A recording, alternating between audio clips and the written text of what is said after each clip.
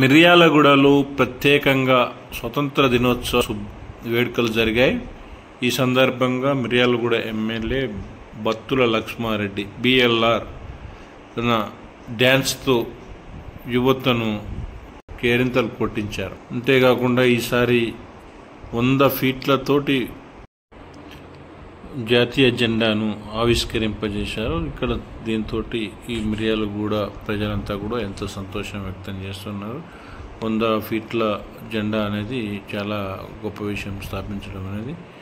ఆ విధంగా జనాలతోటి కలిసి ఈ సందర్భంగా వేడుకల సందర్భంగా డ్యాన్సులు నిర్వహించడం జరిగింది. డ్యాన్సులో ఎమ్మెల్యే గారు ప్రత్యేక ఆకర్షణగా నిలిచారు. ఇక్కడ యువత అంతా కూడా కేరింతలు కొట్టుకుంటూ ఎమ్మెల్యే బిఎల్ఆర్ వేసిన డ్యాన్స్ని వీళ్ళు కూడా ఉత్సాహంగా ప్రదర్శించారు.